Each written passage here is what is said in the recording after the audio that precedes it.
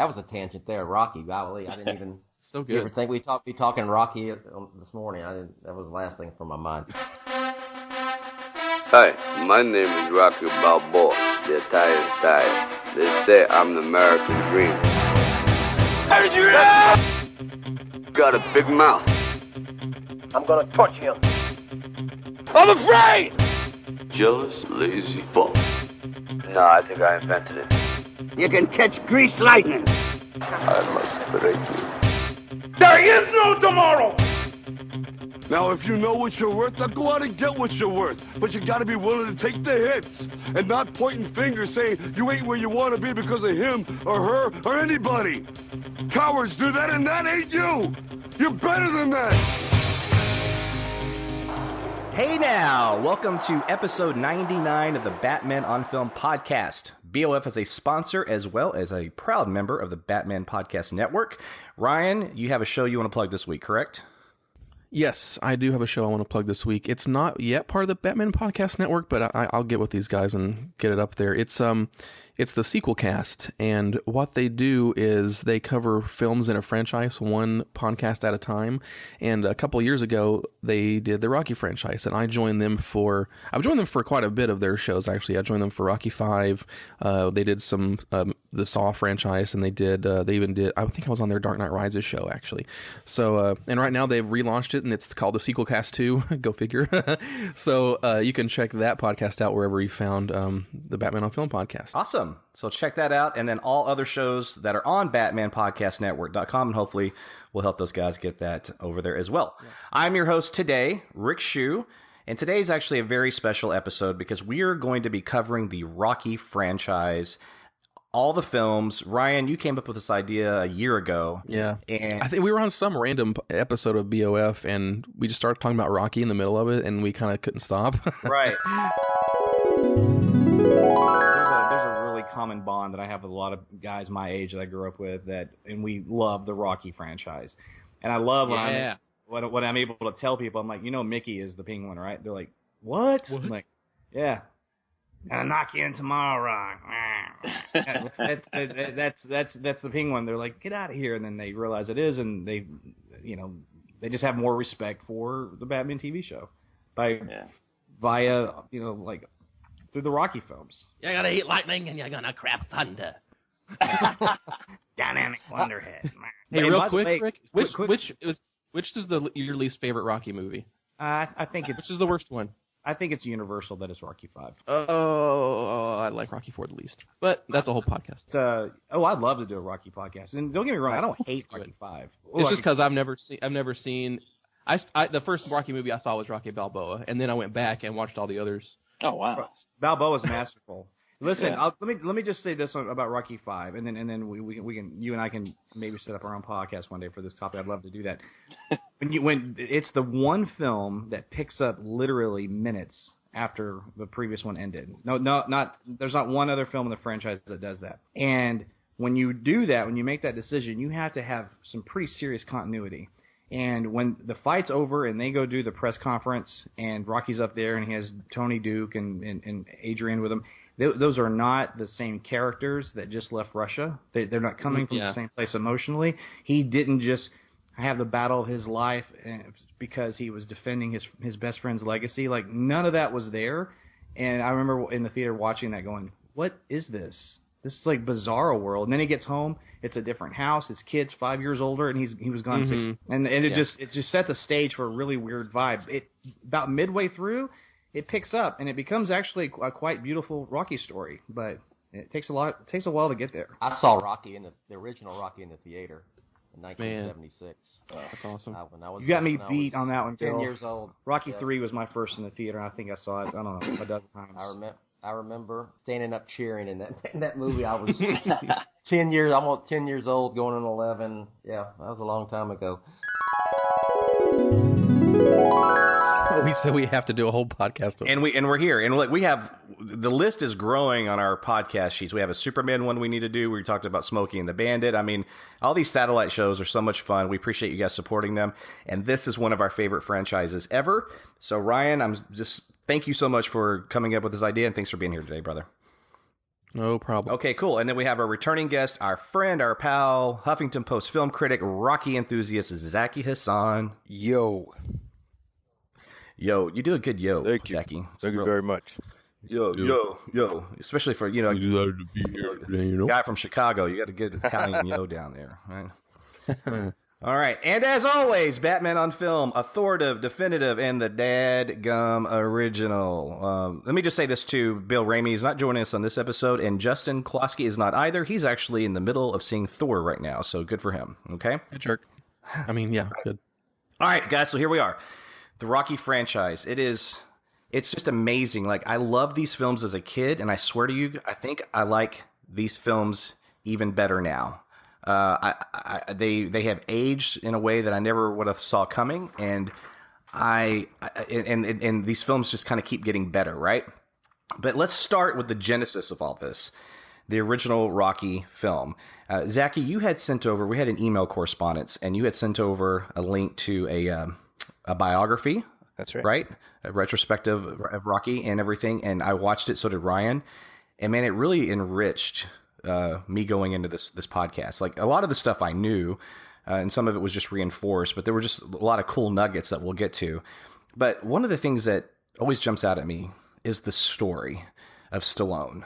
I mean, and we could talk all day about that, so I don't want to get too far in the weeds on it, but I think it's important to at least touch upon is this guy was broke. He had no money. He had a pregnant wife. They couldn't even afford heat.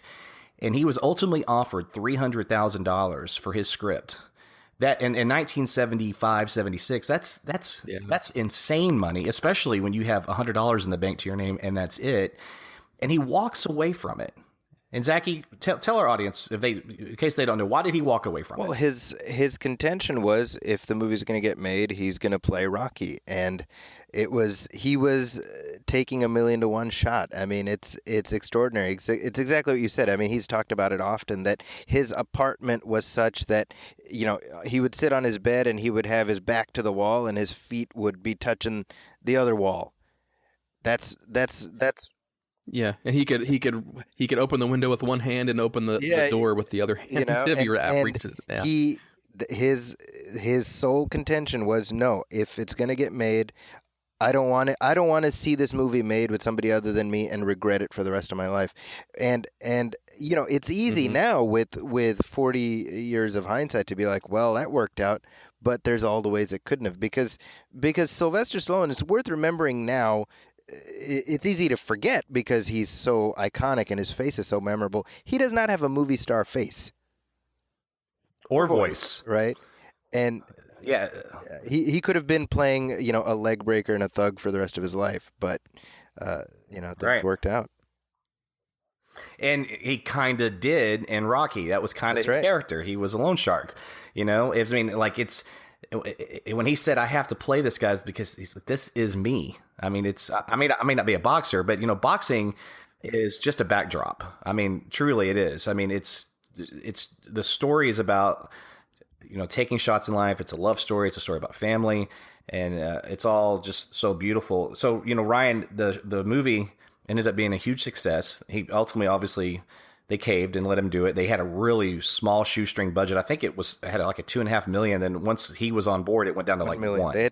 They had to bring it in for under $1 million in order to have Stallone star in it. Right. So I mean, and think about that. Like, okay, they just cut the budget in half. They have this no-name guy. So the whole thing was kind of just very odd. You didn't hear about things like that back then.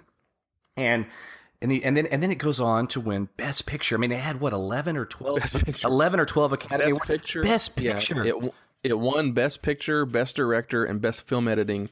Stallone got nominated for Best Actor. Burgess Meredith got nominated for Best Supporting Actor. So did Burt Young. Natalia Shire got nominated for Best Actress. Stallone got nominated for Best Original Screenplay. They got nominated for Best Sound Mixing. I mean, it's just crazy. It's like the perfect example of an underdog story, you know, coming true in the movie and in real life. It is. It's art imitating life imitating art. I don't even know how to get my head wrapped around it. It's everything. Yeah, it's crazy. It's absolutely crazy. Like, that film should not have... The making of Rocky is like a Rocky-style movie. You know? Yes. Yes. You know, Absolutely. Yes. he goes to the mat to star in it, and then cut to him at the Academy Awards, fake sparring with Muhammad Ali. I mean, come on, that's like credits. Right. It's a remark. The story itself of how it got made is as phenomenal as the story itself. It's crazy. There's a synergy there, and one of my favorite things about the biography, and this is stuff that I wasn't really privy to, was because by virtue of having virtually no budget for a film like that, all the things that just sort of magically happened that weren't planned. And here's my personal favorite. Look, one of the greatest scenes out of that film is when Rocky and Adrian go on their date, and they end up at they end up at the ice skating rink, and they're closed. It's Thanksgiving, no one's here, whatever. He's like, hey man, I got to get her. She's not feeling well. I got to get her out there. He's like, $10, 10 minutes. All right. So he negotiates. He puts her on skates, and they just walk around and talk. And it's magical stuff. It really is. And that was not what was planned. That was originally written for them to be in a cafe and with, extras and a lot of different angles. And they said, we just can't afford that. All right, let's put them in a skating rink. That way we could just have like the camera just follow them and there's not a lot of angles and whatnot, right? Well, then they couldn't afford the extras. So what are we going to do? Right. What are we going to do? And then if you guys can tell me who it is, please chime in. I can't remember who they said, but somebody just suggested, what if the place is closed? And that's what they did. And they only got there because they couldn't afford anything else. And can you guys imagine that scene being any different? It's a really pivotal moment in the movie, and it's just... And it's one of the best scenes in the whole franchise. And like I said, they are even able to use it, emotionally later on, like in Rocky Balboa when he revisits the skating rink and it's torn down. Sure, right. That's a beautiful scene, by the way. We'll get to that when we get to Rocky Balboa, but man, it's a great scene. But anyway, so there's just so much magic that took place. And I like what Stallone said, too. He said, throughout the... He's a Rocky fan. He's a Rocky fan. That's Buckus. Bucks. Was that the ghost of... What's his dog's name? Buckus? Buckus. He's my dog. What another story of a podcast all to itself, him selling his dog and getting his dog back for $15,000. But anyway... Oh, he got the dog back? Yeah. That's amazing. Yeah. It was another one I watched where he actually, once he got money, he went back to that liquor store where he sold him, and he stood out there and waited for the guy for like 3 or 4 days, and the guy showed up, and he ended up giving him $15,000 for the dog to get his dog back. Probably because he knew he was Sylvester Stallone by that time. Well, no, he hadn't made the movie yet. He hadn't made the movie yet. He just he had an advance of like $75,000. That's it, and he spent $15,000 of that on his dog. Is that the dog in the film? And that's the dog in the film. Yeah. Oh man, man, that's amazing. But his dog and the guy who he bought the dog back from demanded a part of the movie. He's got a cool little cameo. Yeah, man. Yeah, it's cool. Gosh.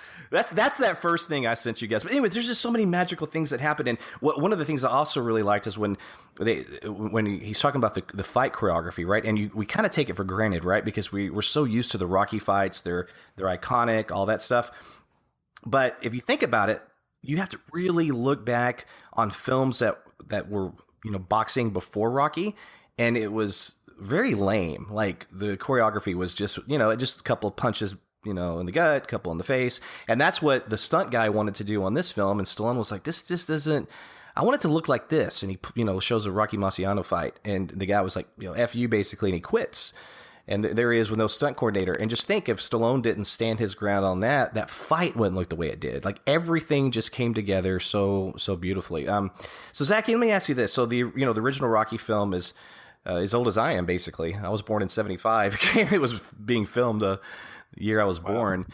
What do you think of it now when you think of Rocky? When you think about the franchise and the first film, when you reflect upon it, what do you think? What just comes to your mind? Well, the thing about the first Rocky is that it's the only one that can exist completely on its own. And you can imagine this alternate universe where there was no franchise that came after it, and it was just Rocky. And you wonder what would Sylvester Stallone's career be like? What would Rocky be thought of as, if not for everything that came after it? I think the template was set in that first film, notwithstanding Rocky not winning the match at the end. Other than that, it follows.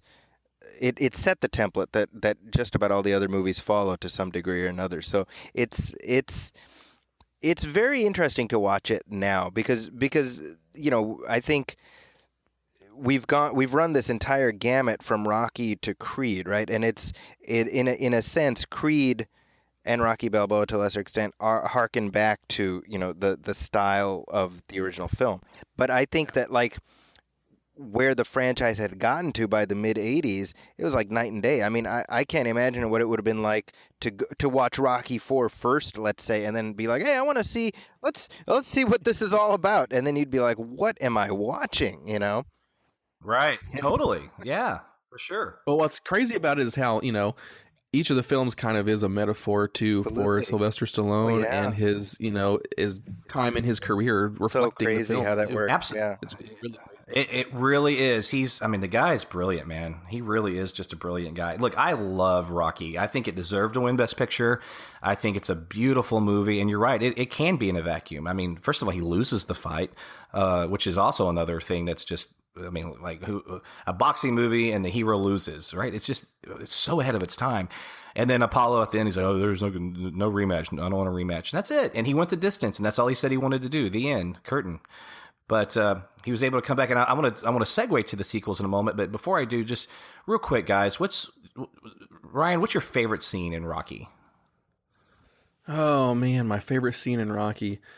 It's probably just that last fight, and just the climax, getting him there, and then realizing that he's going to lose, and then when he does, you realize that's, if you've never experienced that movie before, you notice like, oh, he's going to lose, and yeah, wow, but hey, that didn't really matter because he still won. He still went the distance. It's kind of a good point to the whole story, and that's kind of informs the whole rest of the franchise. But like I've told you guys before, or mentioned on a podcast at least, that I came really late to the Rocky franchise. It had always been this thing that I never really experienced. I was like, sports movies, whatever, I don't care. But it's something that like I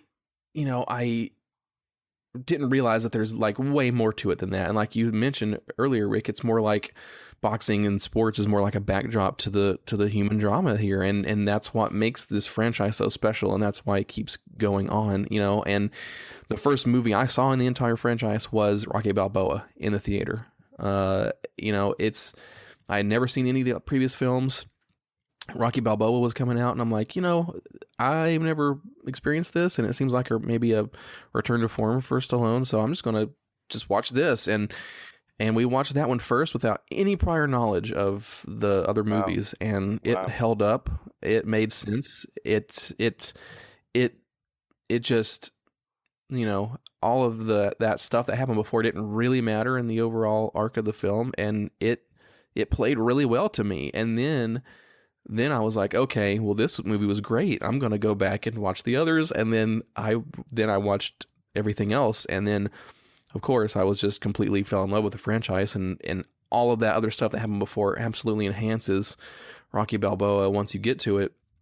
So I kind of came into the franchise in a strange way, but I actually think it made me more impressed that I could watch this, that newer movie, and it still held up, and being able to go back and watch it again, that's awesome. That one. And what year were you born, if you don't mind me asking? Just 1987. 87. Okay. So it was all done and gone by the time I was, I believe a kid, a teenager watching movies. It was just a dead history, because Rocky 4 came out in 86, 87, something like that. Yeah. All right, Zaki, what? Rocky 5 was 1990. Yeah. I was 3. I was a sophomore in high school. We're freshmen. Yeah, whatever.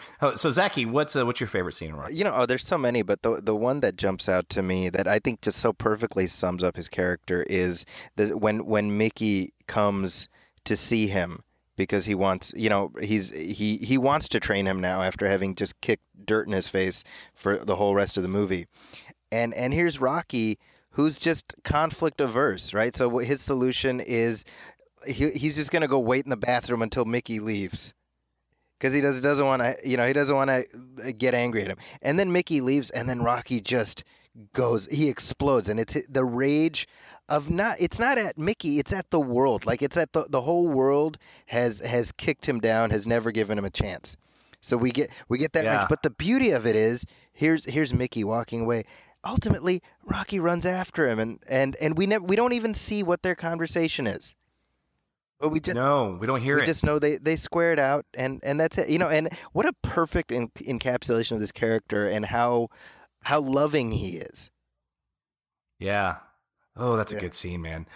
I think about the cast too. We should maybe just talk about just for a second, just run that down. Like Carl Weathers, my God, just perfect. Which was an accident. Yeah, it was an accident, right? Just perfect Apollo, Talia Shire, and of course Burgess Meredith. And look, and Zaki and I were corresponding about this the other day. It's like a shared universe thing, right? This is a Batman on Film podcast. We have the Oswald Cobblepot and Rocky films. Burgess Meredith. Yeah, the 1960s Penguin. But he's so good. Like, God, his Mickey is so good. So anyway, my favorite scene in the original Rocky film, actually, because I'm a huge Apollo fan and I'm a huge Carl Weathers fan, and to me, it's the turning point in the movie. Anyway, it's where Apollo and his all his people around him, his posse, and they're trying to figure out who he's going to fight. And he's like, oh, this guy, I can't fight this guy, whatever. This guy doesn't want to fight. That person's not available. He's, they're just scared. They know they're going to get whipped in front of the whole civilized world or whatever. Then they get the book out, right? And he's going through the book, and then this is really the scene I'm talking about. He's going through the book and he's looking for these names. What underdog guy? Because he comes up with the underdog idea in that previous scene, right? About, well, what if I fought an underdog? That's what this whole country is built upon anyway. I'm going to give an underdog a shot at the title. Then you see him with the book, right? And then this is the scene. He's going through. He's like, this is it, right here. This is it. The Italian Stallion. And just the way he says it, he's like, the Italian Stallion versus Apollo Creed. Sounds like a damn monster movie, And it's just something about, I don't know what it is, but it's just when he chooses him, because that right there is when Rocky's life changes forever. And it's just such a fun scene to watch. And the cockiness of Apollo, and then Duke, his Tony Burton's character, his trainer and kind of dad for that matter as well. So now he's a southpaw. I don't want you to mess with. I don't care about southpaws. I'll drop him in 3. All that just cockiness, and it also, when you think back on that scene, and then you think about the fight.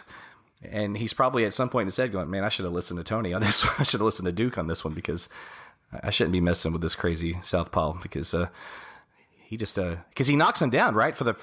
They say in the film that when Rocky knocks Apollo on the mat, that's the first time he's been knocked down, right? Don't they actually specify that? The champ was, I think so. Yeah, the champ was knocked off his feet for the first time. Yeah. So anyway, there's that's he even talks about that in Stallone, and when he was talking about making the film, he said that he went and saw a fight where. No, yeah, what you're saying. I mean, that's the amazing thing, right? Is the road of inspiration, right? So you have this guy Chuck Wepner, the Bayonne bleeder, who he's known for being this guy who can just take a punch and he bleeds, and that's why he's called that. And he's fighting Ali, and he just out of nowhere he connects and he knocks Ali down. First time Ali's ever been knocked down, and Ali got back up. He won the fight, but for that moment, Chuck Wepner got his little asterisk in boxing history. First guy. That's right. And That's it right. doesn't matter if anybody else knows who he is. He has his little place. And therein is the story of Rocky. Yes. I just, it's just so awesome. What a great film. All right. So obviously, with the success of the film and the fact that it won Best Picture, sequels were inevitable. So basically, between the very early 80s all the way through 1990, there were 4 Rocky sequels, right? And also good to point out that John Avildsen directed Rocky. He did come back to direct Rocky 5. And I'll talk more about that when we get to Rocky 5, because there's an interesting twist to that, actually. But Stallone actually directed Rocky 2, 3, and 4, and wrote the screenplays as well. So he wrote all the screenplays.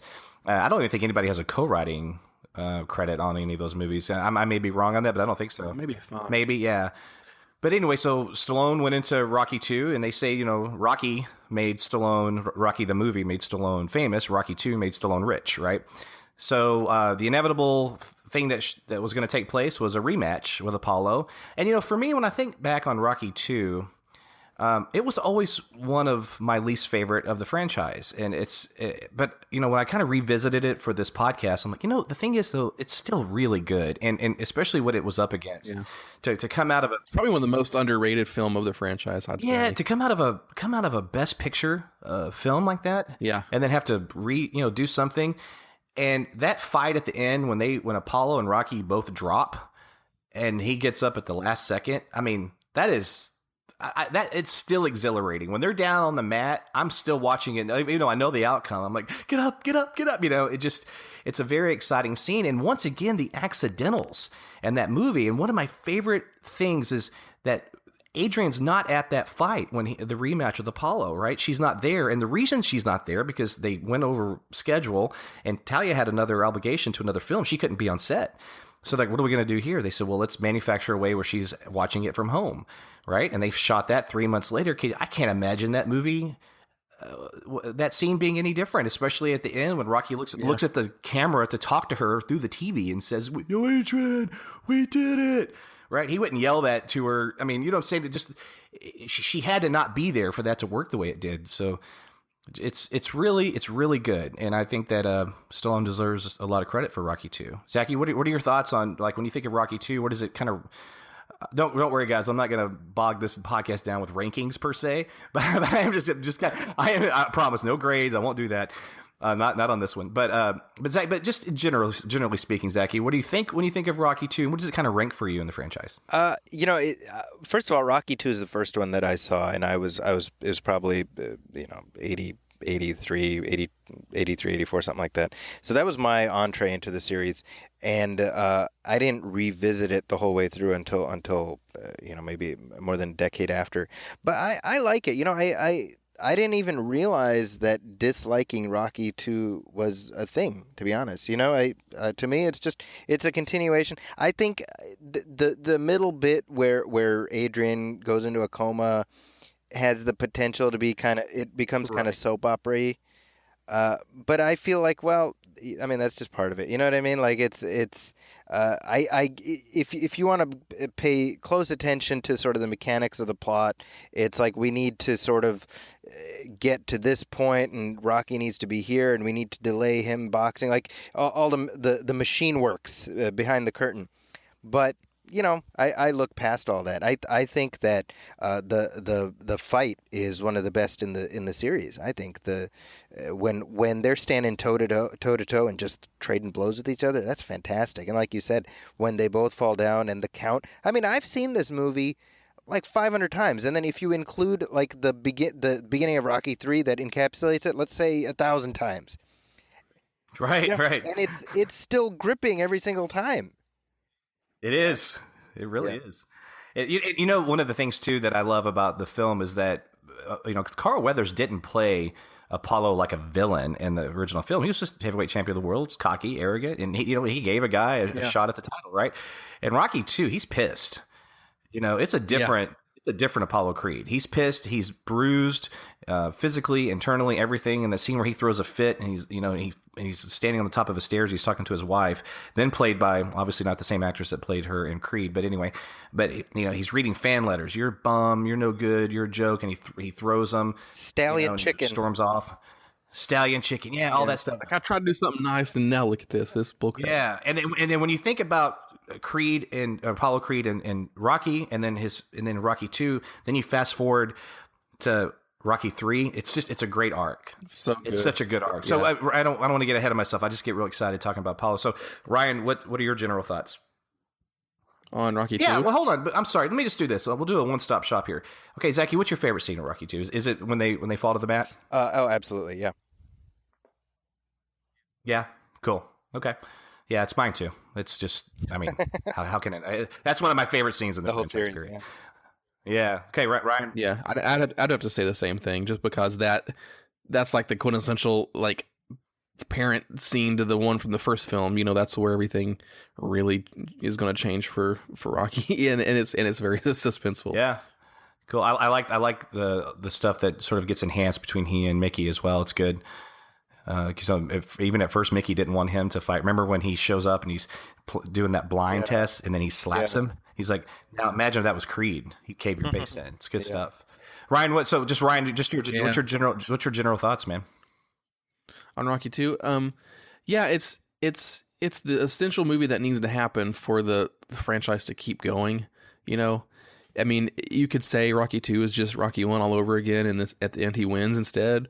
But there's more to it than that. You know, it has to establish, you know, the fact that he can do this and that he's not like a one-trick pony. And I think that and there's good character stuff on both sides again between him and Apollo Creed. And I think that's where the film has its strengths. Yeah, for sure. Hey, don't you love that scene when, you know, Adrian's been very skeptical of him fighting, you know, and obviously for a reason. But when she's in the hospital and she comes out of her ailment and she says, I want you to do something for me. Come here. And he leans in. You don't know what she's going to say. She just says, win. And the music starts like, yes! You know, it's just such one of my favorite training montages in the whole series is that's, you know, I was about to say that's where the training montage becomes like a lock-in thing that you have to do. Yeah. And just having and that's you know, Rocky as a, you know, Philadelphia icon. You know, I'm just watching it right now, just showing him running through the streets and all the kids following him and stuff. Like that's a great one. And they had a budget for all those extras. Exactly. and Rocky 1, but with money. And you take that moment, by the way, I'm going to jump ahead, so forgive me, guys. But you take that moment of him training those kids, and then you go to Creed. Exactly. And all those guys on the bikes. And it's just, God, it's so good. It's funny. I was watching Creed last week, and my 10-year-old, he's like, this is just like in Rocky 2 when those kids are. So even he got it. Yes. Yeah. You're raising them well, sir. I'm trying. All right. So Rocky 2 is a success. So what comes next? Rocky 3. I'm going to just say this right now about Rocky 3. All right. Rocky 3 is probably, it's hard now because Creed kind of screwed everything up. Let's just take Creed out of the equation and just call Rocky movies. Rocky 3 is my third favorite Rocky film, and maybe even my second. I freaking love it. I love it. I love Eye of the Tiger. I don't care if it's still a cheesy 80s rock song. It rules. I like how Rocky is basically literally where Stallone was in his real life, where he became rich and famous and kind of lost touch with his roots and who he was. I mean, this is him talking, you know, he's reflected on this. And you think about that, you juxtapose Stallone's real life with Rocky in that film, and man, it really is like, this is where you were. You were that guy. You know, you went from rags to riches, man. And I like how you see that side of Rocky. He's a different guy now. And then how it ultimately is his, I don't call it demise, but he loses because his head wasn't on straight. He wasn't training properly. And then here comes the Street Fighter played by Mr. T and just, you know, knocked the hell out of him. And obviously Mickey was dying, which was a very bold decision, but it was the right one. And quite frankly, the scene where Mickey is dying and after Stallone loses, or Rocky loses, and he lies to him and tells him he won, and then he starts crying. Dude, that gets to me every time. Every time I see it. Yeah. You know, it's, I mean, and I hear that. I'm not mocking him. Okay. I'm not, that's like pain. We got pain from the gut. Dude, that's what he's saying. We got more to do. I mean, when you think about it, he's a kid and he's lost his parent. You know, it's Batman losing Alfred. Right. What it is. Yeah, exactly. I think it's just such a great choice. First of all, Mr. T was a great villain for that. The world's first all-shouted performance, Mr. T in that movie. Yeah, the whole thing. Yeah. Other than Zaki's favorite line that he uses always perfectly. Prediction. Pain. But also the way that Stallone brought back Carl Weathers. And I'm just going to say my favorite scene here. I'm jumping around. All right, I'm going to do it. My favorite scene is when Apollo shows up at Mickey's gym, and he's like, Apollo? He's like, yeah, baby, we got to talk. And they have their conversation. And he's like, you and I were on top of the world. You shouldn't have retired. You lost for the wrong reasons. I want to train you and bring you back. And you're going, wow, where did this come from? Right? Yeah. Or and if you think about the first time you see him, when it's at the beginning of that first fight between Clubber Lang and Rocky, he actually comes out on the ring and he tries to go over to shake Clubber Lang's hand. He knocks him. He's like, get out of here, you has-been, or whatever. Then he Exactly. just walks over to Rocky, and Rocky's like, "What are you doing here?" He's like, "Hey, do us all a favor, knock this bum out, okay?" And he said, that's kind of where it started, right? That's kind of where, right? And then the look on Apollo's face when Rocky lost, you could just see it. Yeah. A great Carl Weathers moment. He's like, "This isn't right. I can't let this stand." And then for their relationship to nurture, and then all the way to that last scene where they have their little fight. Oh man! And then that painting that comes up, that, by the way, was painted by who played Apollo. I'm going blank on his name. Who played his brother-in-law, Polly? Burt Young. Oh, really?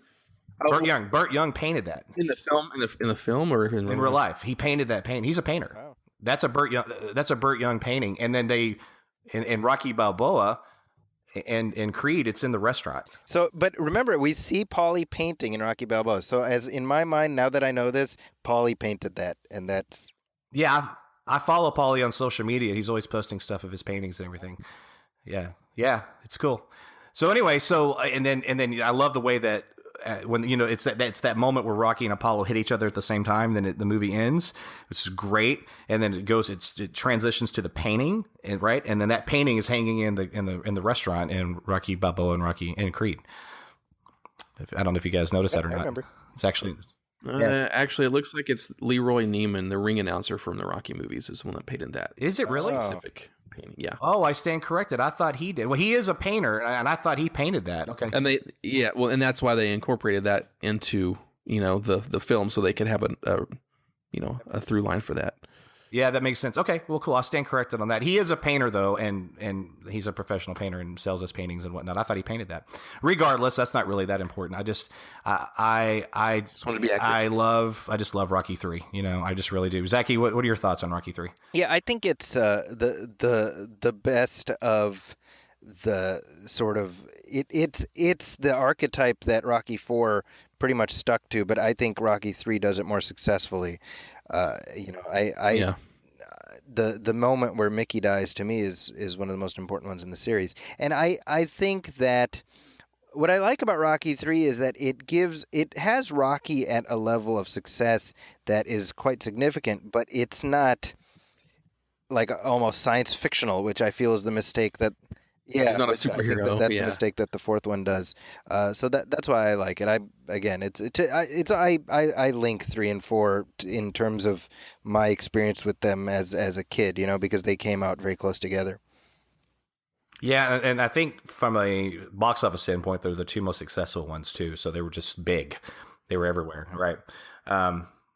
So anyway, so what do you think of Rocky 3 when you think of it, Ryan? I love Rocky 3 because it's basically the Dark Knight Rises. Rocky's at the top of the world. I don't know where you're going with this, but I love it already. Go ahead.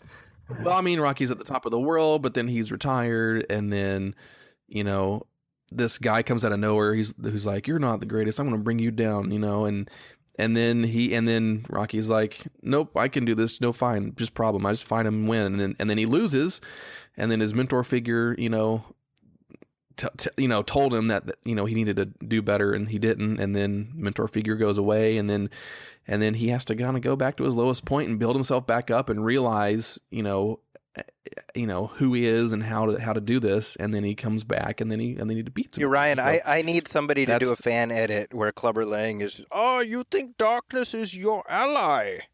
You're merely adopted. Yeah. Pain.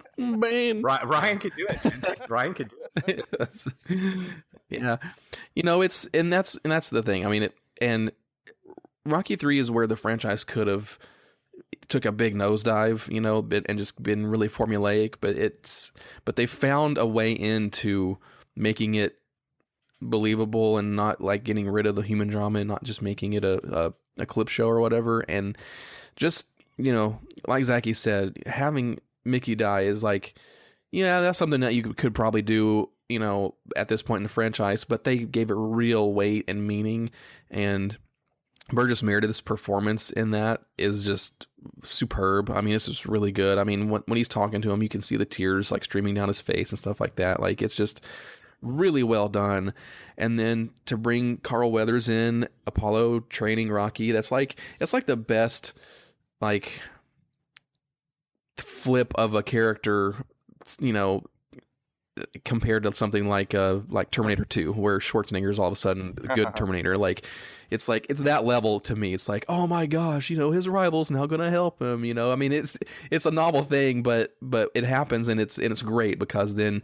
And that's the thing, because it uses the other two movies to its advantage. You spent all this time with these characters, and now they're using them in new ways. And that's, and I was watching these movies back to back, and that was a great way to do it, because you get this barrage of emotions like really quickly. Mickey's death, that's why it hits so hard, is because you just saw him in Rocky 2, and now he's in Rocky 3 and he's gone. And you see them train though, and Rocky and Apollo train and be friends and stuff. Like there's some 80s cheese in it, but man, it's so great. It's so great to watch. It is 80 cheese, and I don't care. The slow motion hug on it's so good. Freaking love it. I don't care. Yeah. I don't care.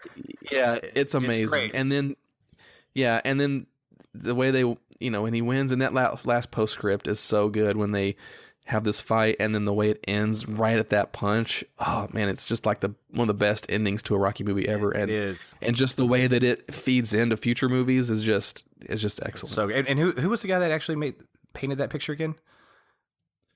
It doesn't matter.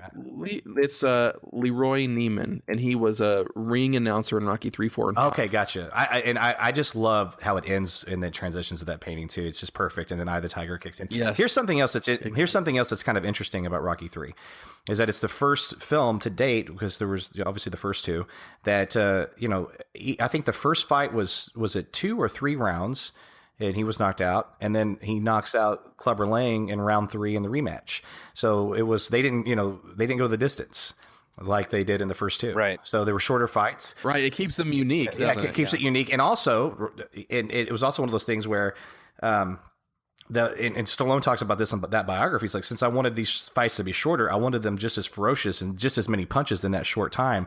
And man, you can see it. Yeah. It's ain't so bad. It's ferocious. Ain't so bad. Ain't so bad. You ain't nothing. My mother hits harder than that. I mean, that's a little. I'm a 10-year-old 80s kid with my little mullet and my Motley Crue shirt on. Going, yeah. I mean, that's just. Yeah, it's freaking awesome, man. But so yeah, and then that scene, when Mr. T is just like calling him out, he's like, "Let me show, like, what is he like? Let me show her a real man and stuff." Talking to Adrian, man, that's just like gets under your skin just as much as it does. Come over to my papa tonight. Yeah, he's one of the best You guys, opponents. this is like a tangent, but it's related. Have you guys seen somebody cut together footage from Super Friends? Oh my gosh, yes. And Hawkeye is Mickey. Yeah, it is. Yeah, and they use the Mr. T cartoon as Clubber. Basically, it's like Superman is announcing his retirement, and then Mr. T shows up and starts hitting on Wonder Woman, and it's just it's the audio from Rocky 3, but it's cut to Super Friends. Right. Yeah. Wonder Woman is Adrian. Mr. T is Mr. T from A-Team, and then Mickey. Who is Mickey? It's Hawkman.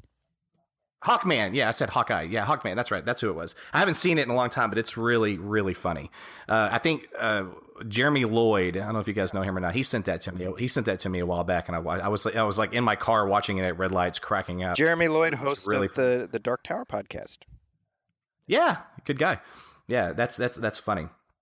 So anyway, in Rocky 3 also I think has one of the best Adrian Rocky moments. I love when they're on the beach and she convinces him to get his shit together and go do this. It's good stuff.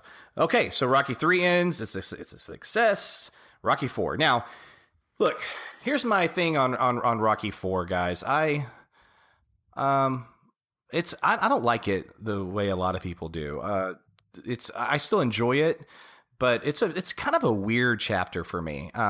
Don't get me wrong, I still love it, but it's just got a different vibe. Rocky 4 is like Jason X. It's where it just became this entire. It's like a detour into a whole other franchise. It is. It really is. Pretty much. Yeah. And it was very. I mean, everything that had to deal with the Soviet Union. I mean, Stallone really wanted to get in the middle of all that, and that was an interesting choice. But that's a very polite way. You're like, well, that was interesting. That's a way to go. You know? yeah, that's one way you could do the movie. Yeah, right. And the Soviet glove and the American flag glove, they collide, and of course that one explodes. The Soviet Union glove explodes first. All that stuff. Yeah. Look, so Apollo dying was I get it, and I appreciate the symbolism of it, that Apollo was not going to get out of the ring. Like, no, I don't care what happens. You can't stop this fight. And I don't. And look, we extend reality with a lot of this stuff, but my gosh, that was like it's a exhibition bout in Vegas, and he's getting the living hell beat out of him. And it's not real life, I know, but sometimes I watch it going, this fight would have been stopped. Yeah. 1 minute into round one. There's no way this fight would have continued in a real boxing match, much less an exhibition bout, right? Exactly. Right. And so it's just, I have to really look, him dying is sad. Rocky's speech at the funeral is beautiful. Him avenging his friend is certainly poignant. I love how now Paulo's gone, now Mickey's gone. So then I love how Duke takes on as his trainer, and I love that character, and I love their chats when they're in the cabin. You know, Paulo was like my son. You know, when he died, part of me died. Now, you know, you and I are going to do this together, whatever. It's and I'll be, you're going to go through hell, but I'll be standing there with you. All that stuff is great.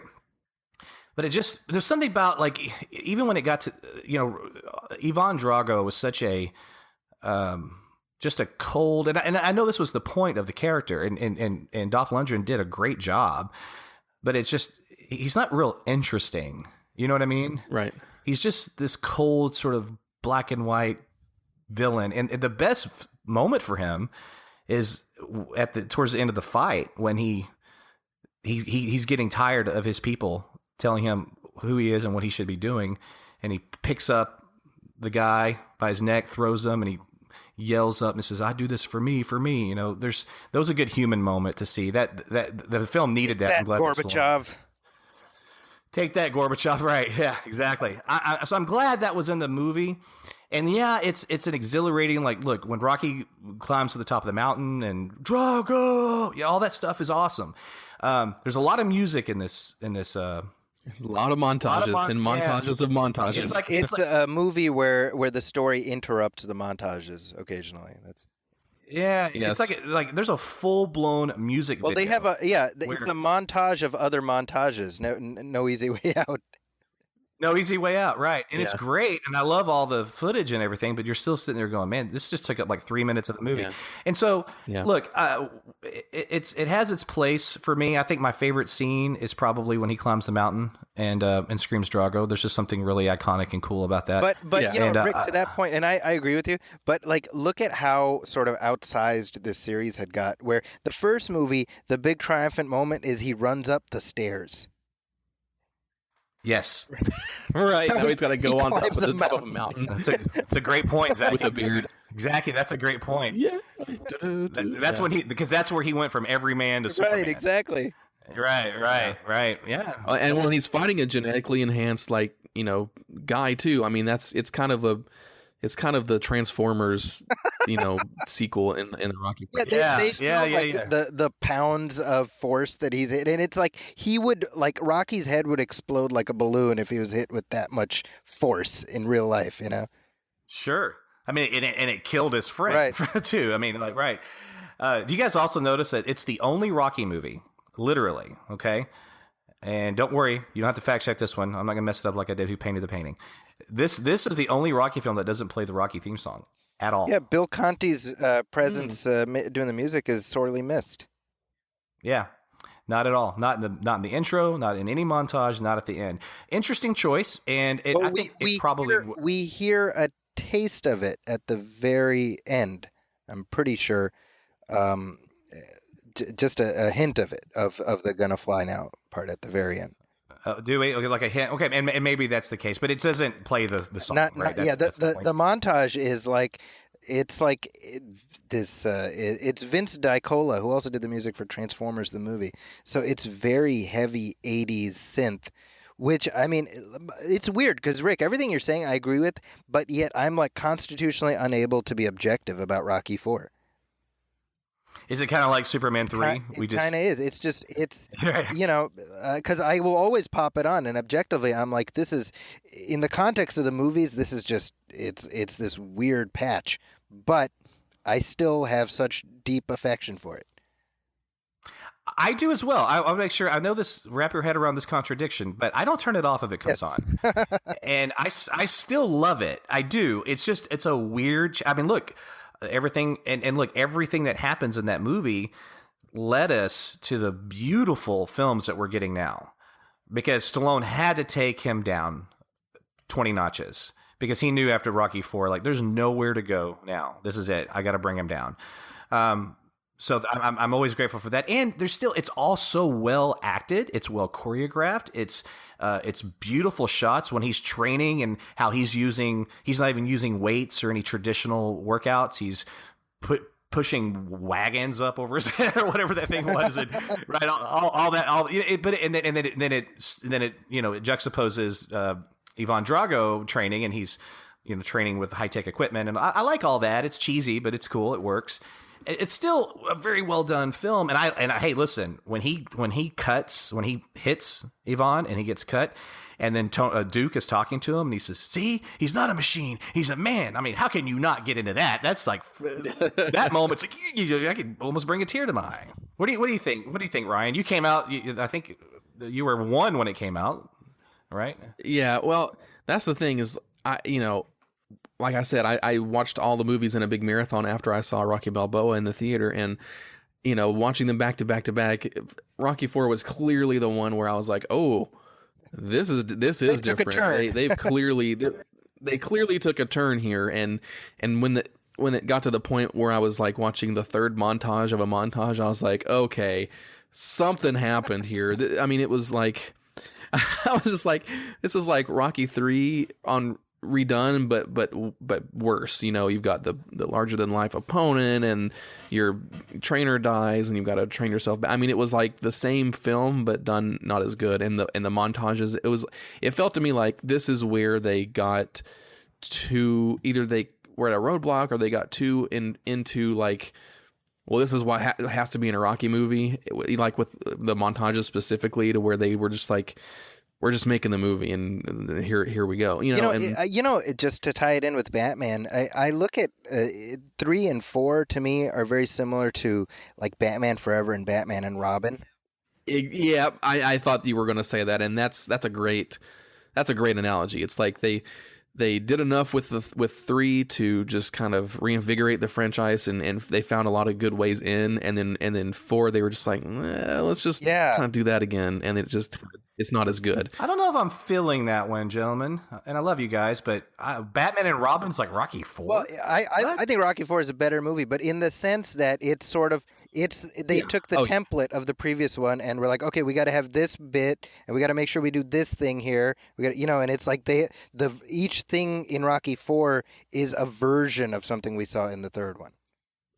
Yeah, it's a lesson learned from Rocky III and implemented, and not as good. Yeah, okay, but fair enough. And I understand that it's definitely probably one of the most of its time movies of when it was made with the whole Russian angle and stuff. And so it hits some interesting notes. But it's clearly the most like bombastic Transformers-y entry in the franchise. It's where it loses itself a little bit, and but the good thing is the way it leads into Rocky V, kind of like you said, Rick, it leads us into getting a little bit more down to earth with the other films. Zaki, what's your favorite? It's definitely not my favorite. It's definitely not my favorite film. It's my least favorite film of the whole. Least favorite of the whole thing. Interesting. Okay, Zaki, what's your favorite scene in Rocky IV? I got to go with the two of the montages. I love No Easy Way Out, and I love Hearts on Fire. Yeah, it's great. Did we get your favorite Rocky III scene on record? I don't think we did. Which one? What is it? When Mickey dies. Is that when? That's what it was. Okay, yeah. Cool. Yeah, and I think we all agreed on that, right? That's like we all talked to Rocky III. Okay, just to have that on the record. Okay, so what's your favorite scene in Rocky IV? I love when he's training with the Apollo's trainer. Just that whole scene, just to get away, because it gets away from everything else in the film, and I like that. I just like that he's training out there and just being very he knows what he's up against, and kind of back to basics kind of thing. And it's just and it's cool visuals. It's he's on top of a mountain and that's crazy, but it's still really cool. And I think that's my favorite. Yeah, folks. Here's the thing. Let us remember also that if not for Rocky, the Cold War would not have ended. So we owe him a debt of gratitude. Well, mine was when he was on top of the mountain, but now that Zaki really put that in perspective for me, like they had to go the mountain because he already ran the stairs. So man, it's kind of cheated me a little bit on that. I'm going to change mine. I think my favorite scene is when Duke talks to Rocky in Russia. That's a great scene. And he gives. It's a great scene, and it just also one of those things where now this is his third trainer in the franchise, and someone that's been there from the very beginning, and just a very understated character. And anyway, all right. So after Rocky IV, and Stallone decided to do another one. I always appreciated the fact with Rocky V that he wanted to bring him back down to earth, right? And to do so, he had him lose his money. He brought back, this is the one he didn't direct. He brought back John Avildsen to direct this one, who directed the original film. And I think that was obviously, let's really try to recapture the magic of and let's wrap it up. And let's wrap it up. He originally dies in that movie. And I don't know if they ever... They've been trying to kill him for years. Yeah, and quite frankly, from how I kind of understand it, John Avildsen was really kind of disappointed that they changed that because the fight just became like the fight's a street fight and he wins and it's just very empty. And I agree with that. Rocky V it was a bomb at the box office. It was the first time that a Rocky film had failed in that regard. Critics hated it. Audiences obviously weren't too crazy about it. And I thought it was pretty ridiculous when I saw it. And I remember being very disappointed because I was so excited for it. And I walked out of the theater going, man, like there's some good stuff. I mean, look, when he tells you knocked him down, I'll try knocking me down now. My ring's outside. I mean, that's a great Rocky moment. But what's funny is all these years later, I appreciate Rocky V more now. And quite frankly, it's not nearly as bad as people think. There's a lot of good stuff in it. And without it, we wouldn't have Rocky Balboa and Creed. That's right. And those films, in my opinion, enhance Rocky V. They make it better. So Zaki, what are your general thoughts on Rocky V? Do you think it gets a little mistreated by people when they talk about it? I do. 1990, you had Rocky V and The Godfather Part 3, and I feel like the patron saint of unloved sequels because I like both movies. I think Rocky V has its problem. I feel for me, the problem I have with Rocky V is I understand what Stallone was trying to do, which is that Rocky's gotten too successful. We need to bring him back down to earth. But the problem is you had him achieve such a level of success in the fourth one where, again, worth reiterating. Right. The way they get there has to be very very interesting, weird shortcut. Yeah, and to get them the there. weird, right. And okay, so they've lost all their money and this and that. I'm like, okay, set up Rocky at a table, on the, at some convention, and he'll sign autographs for 20 hours and take pictures, and he'll make money. Like he'll endorse a grill and he'll make money. Like he's the guy who ended the Cold War, Right. So the idea that suddenly he has no access to money anymore, and here's Adrian back at the pet shop, and that doesn't make sense to me because he's already achieved this staggering degree of success. I could almost believe it if we didn't have the fourth one where he was just he was pretty successful, but I get it. I get why they did it. The other weird thing to me is when they came back from Russia, they apparently traveled through a time portal. A time portal, and the kid ages he's like a teenager, Right. But I think go ahead. I'm sorry. Well, but despite all of that, I think the character stuff in the film is terrific. I think when Rocky goes back to Mickey's gym and he has that flashback of Bird Smeared. I mean, geez, that scene is up there in the best scenes in the entire series. I think it's so great. Absolutely, it is so good. Especially when you watch that scene now, and then you see Rocky's role with Adonis. I mean, he is now Mickey in that scene. Yeah, he is.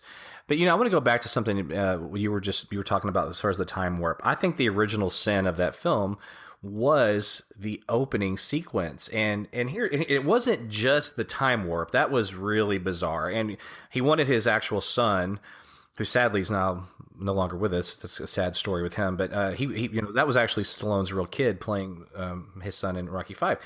But just go to the press conference.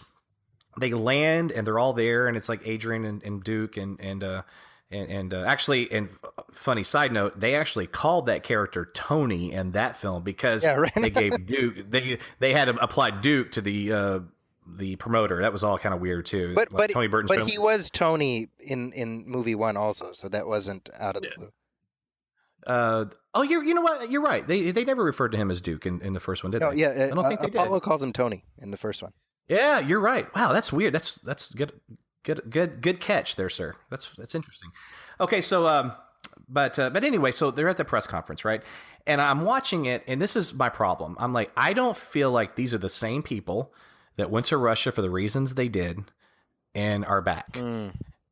I don't feel like that's where they're at. I don't feel like that's even the same characters. I don't. It has nothing to do with Apollo. It has nothing to do with. You know what I'm saying? Like all of a sudden he's just everything's I'm back. Rocky got dumber in between movies.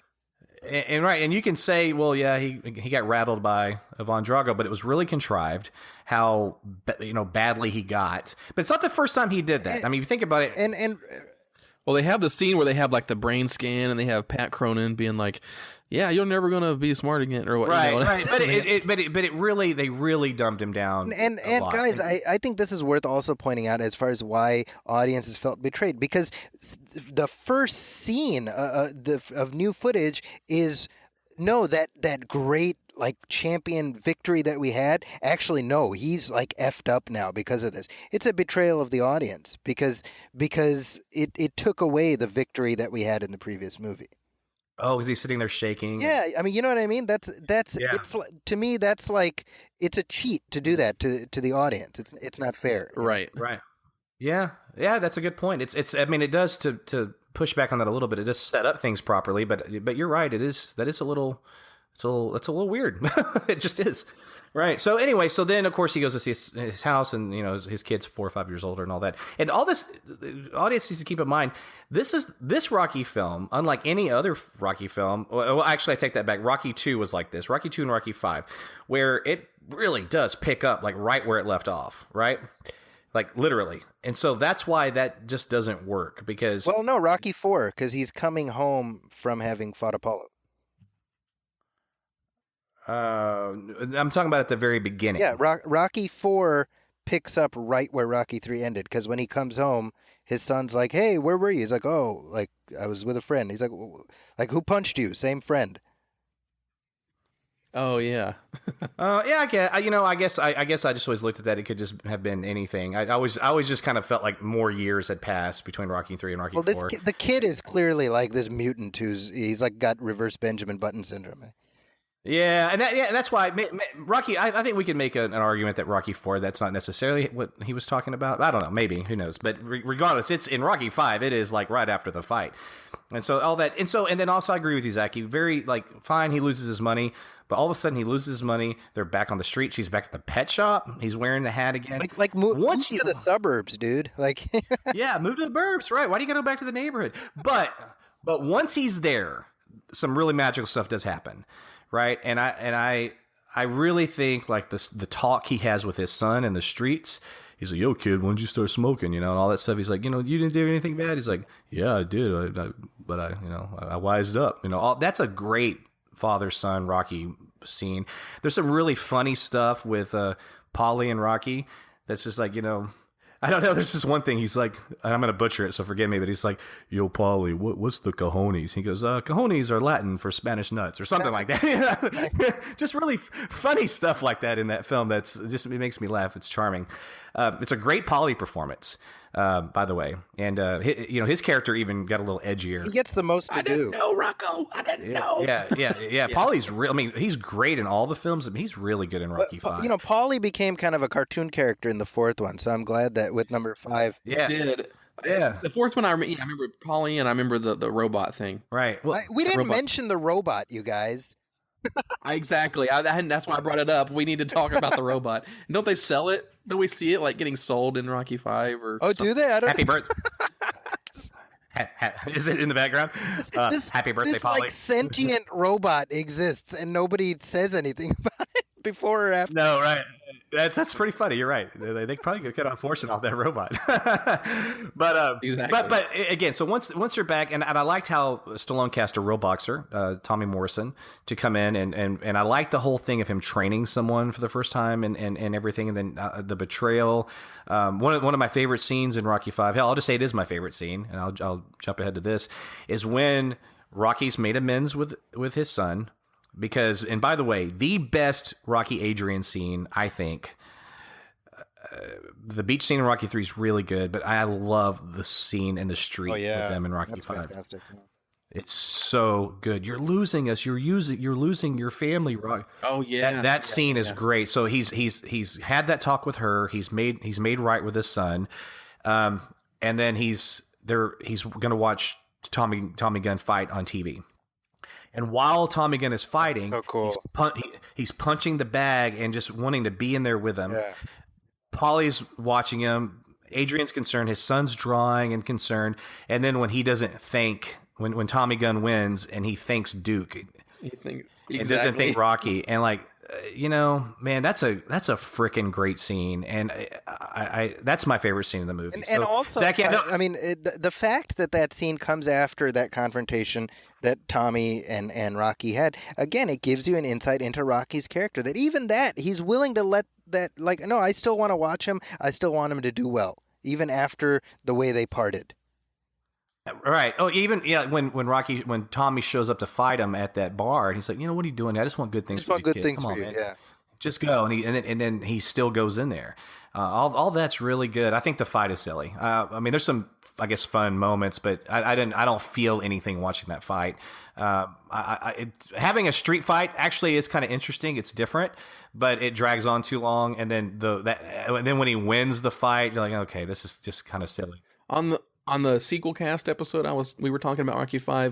The William Thrasher, who's on that show, he had the best suggestion ever, and he said, the fight would have been way better if it started out on the street, but it ended up ending in Mickey's gym, And I was like, oh man, that would have made it instantly better for me, just because it shows like Mickey's presence over, both of these people and the different philosophies and stuff. Then it would end in an actual boxing ring.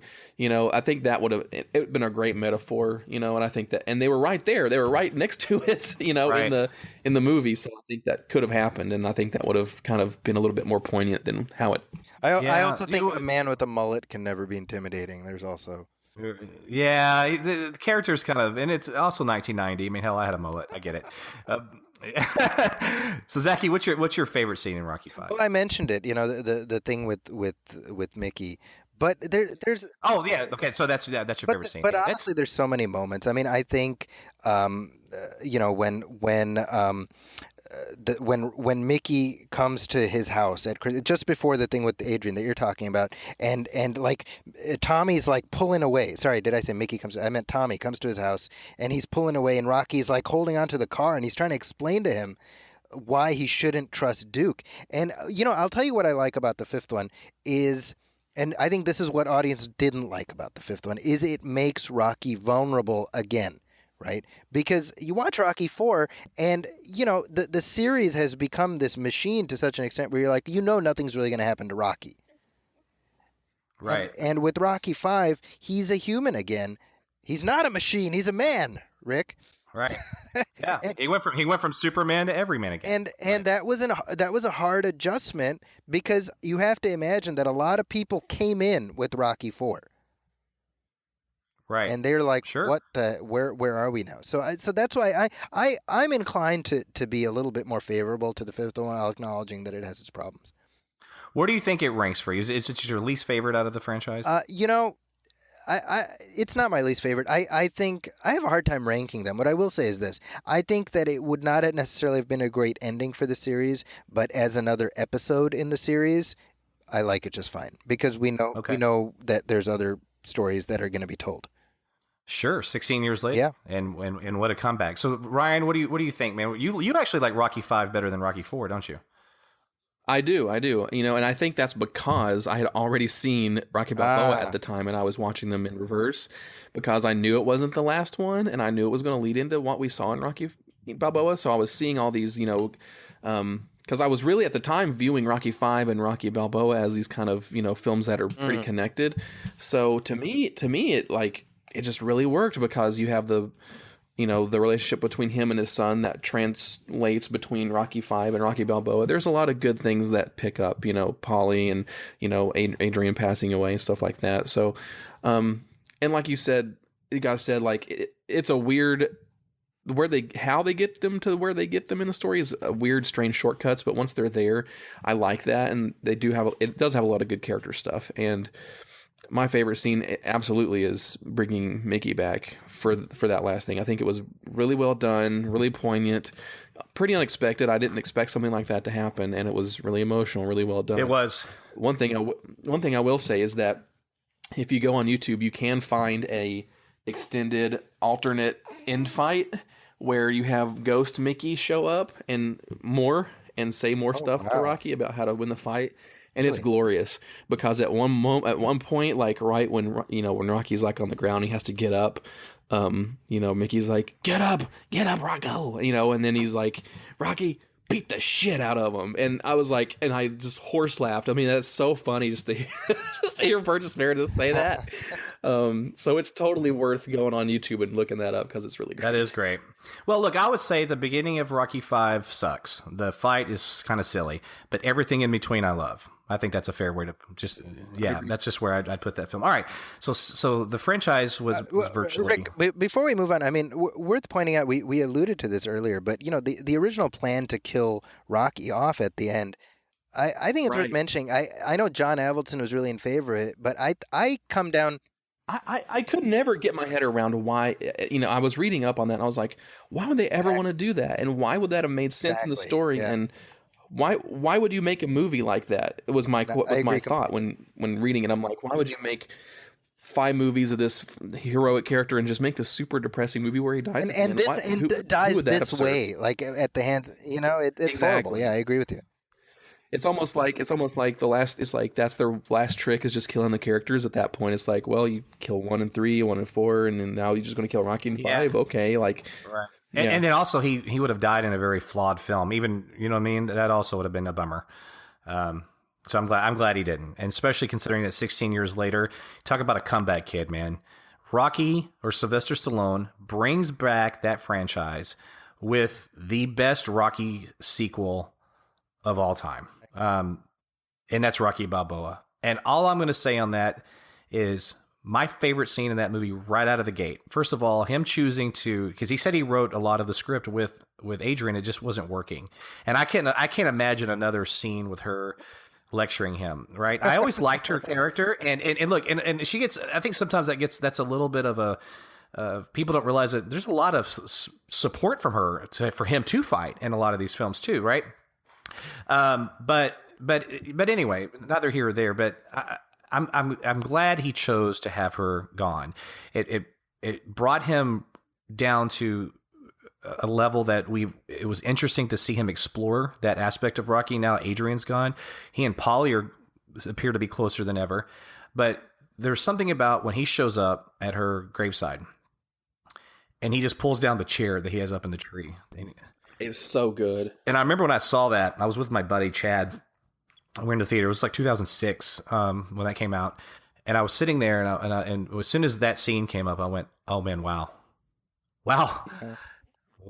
And as an adjunct to that, when he's talking to Paulie and he just starts breaking down, he's like, "I didn't know it was supposed to be this hard." And Ryan, I know for you, like that was your entree into the world of Rocky. It's like that's in, because for me watching it, I was like, this is my friend who I've known all my life, and I just want to give him a hug. Like, what was that like for you, seeing him at his lowest ebb, and this is your intro to the character? Well, it's just because all of the other films, they did a good job. Like, I guess both me, like, being familiarized with the franchise in a very superficial way, seeing this movie was like, wow, this is like serious stuff, and everything that had happened was just like, that's old Rocky. That was Rocky in the past. That's this legend that happened, and now here we are with the man. You know, so many years later, and that's kind of how it played to me at the time. And you know, watching the other films enhanced it, but it didn't really ruin it by not seeing the other movies. Yeah, no, it does. Yeah. Man, Rocky Balboa. I just I remember when that movie ended. I just sat there in the theater going, I cannot believe he just pulled this off. I cannot believe he just pulled this off. It works because like it's who would have thought, like, I mean, it's so obvious now, but like putting that character through the filter of it being so many years later, and how would Rocky operate, you know, in his life when he's older, and it's absolutely compelling, and it's another way to tell that base human drama kind of stuff that made the original so successful. Yes, absolutely. It hits all the right notes, and I also feel like that for me, Stallone gave us a side of Rocky that I didn't expect to get after Rocky V, and that was not only is he not the superstar he was, and he's, you know, retired, but now he's been living in that life for 16, 17 years, right? He has a little restaurant. He's called Adrian's. I feel like, by the way, Stallone took inspiration from the Weird Al song, "The Rye or the Kaiser." Have you heard that? Where it's Rocky retires and opens up a deli. Oh, really? Is that in the Weird Al song? I didn't even realize instead of "Eye of the Tiger," it's "The Rye or the Kaiser," because he's asking. Oh yeah. Oh yeah. I forgot about that parody, man. That's great. I think Stallone heard that song. He's like, "Hey, you know, I got an idea here." You know. Hey, look, and I'm a restaurant guy, so I was like, "Oh, Rocky owns a restaurant. This is awesome." I just love that. I was like, that tugged on my heartstrings. But man, I don't really know what else to say. I mean, it's cool he brought back another real fighter for the antagonist, and I like the way they shot that fight too. It's like a real exhibition pay-per-view match. I think that was really that fight felt like. Of course, all these films are sort of reflective of their times, obviously. But man, the Rocky Balboa fight feels like I'm actually watching a real boxing match on HBO. I mean, yeah, and that's what the intent was too. Exactly. It was very, very well done. I love how Tony comes back, or Duke comes back. Now I can't decide what to call him when he comes back to train Rocky, and that little fiery speech he gives him. He's like, you know, you have arthritis, you have this. He goes, so we got to build some hurting bombs. We're gonna knock him, and it's gonna rattle his ancestors. You know, like we got because he passed away not too long after that.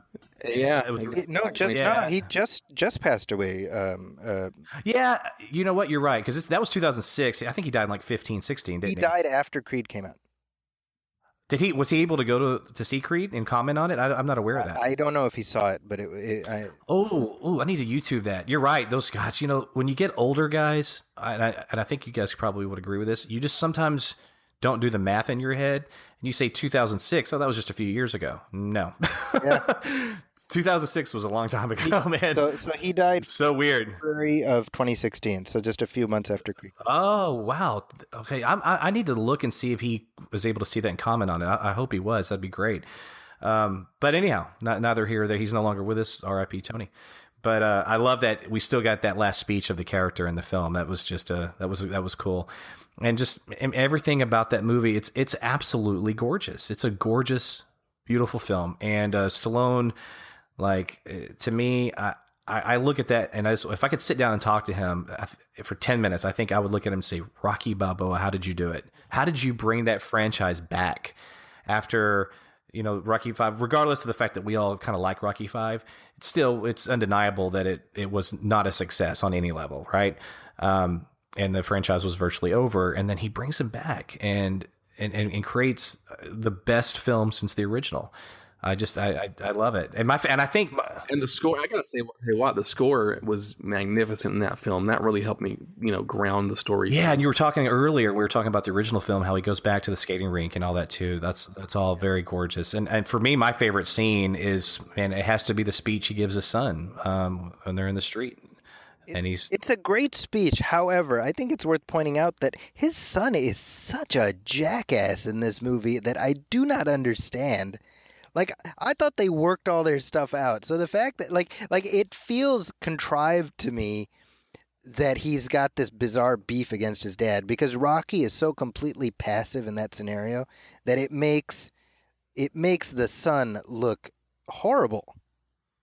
You know, Zaki, here's the thing. This is kind of a weird analogy, especially considering the age difference. But when I was a little kid, when I was 10, 12, 13 years old, I grew up in a suburb of Dallas, and my father was a sergeant of the Mesquite Police Department. He was a cop, a very well-respected police officer. And that should have been something I was proud of. It had been something that I thought was cool. I'm very proud of my father and his career now, but at the time I resented him for it. I didn't like the attention that it put on me. I remember one time I got pulled over because I was speeding and I didn't get a ticket. And they're like, "Hey, slow down, Rick, and we'll tell your dad about this." I'm like, "Man, screw that. I deserve to get a ticket like everybody else." I didn't really feel like I enjoyed that thing. And I feel like there's a little bit of like that with this. Interesting. Right? Yeah. And it showed, and to me, it made sense too, because it shows him at a kind of, the son is at his own time in his life too, and it's been so many years, and Adrian is gone, so they don't have that family kind of anchor to kind of keep them, both connected and stuff. Right. So it worked for me in a lot of ways, and that's my favorite scene. By the way, it is also my favorite too, just to be clear. Yeah. But you're all right. He is a jackass, and quite frankly, I was a jackass, and that's why I look at that and say I see a lot of me at that age in him in that scene. That's why I think I relate to it. But the actor, forgive me, I don't know his name, but man, that kid's great. Milo Ventimiglia, who is on Yep. This Is Us, which I have not seen, but my wife assures me that he is amazing on that show. Yeah, I bet. I bet he is. She has an unhealthy fixation with him on that show. He was on Heroes. That's So what is your favorite scene in Rocky Balboa, guys? Mine's the motivational speech to his son. What do you guys think? Same thing. Yeah. Same thing. It's not how hard you hit. It's that whole scene. I like that scene. I also related to that is when he's pleading his case to the board or whatever to get his license. After they turn him down, he has this line. He says, "The older I get, the more things I have to leave on the table. That's life. All I'm asking you to give me is what's fair." Like, that encapsulates. He's the everyman. It doesn't matter who. Like, he achieved such staggering success, but it doesn't matter. You still have to age. You still have to be mortal. And that's what this film is about, right? It's about Stallone grappling with his own mortality, quote unquote, career-wise, right? Where he is not. And again, like, that film is a huge metaphor for, like, when that film was announced and coming out, people were just like, "Huh, Rocky's back. How's that going to happen? How's that going to work?" And it's the same thing exactly. And the same thing happens in the film. It was kind of amazing.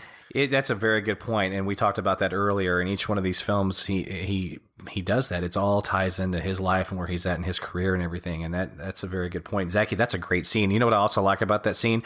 You never see the panel say yes. He leaves, and then the next day somebody's looking at the paper and it just says, Rocky gets his license or whatever. Yeah. It's a really cool. That was neat.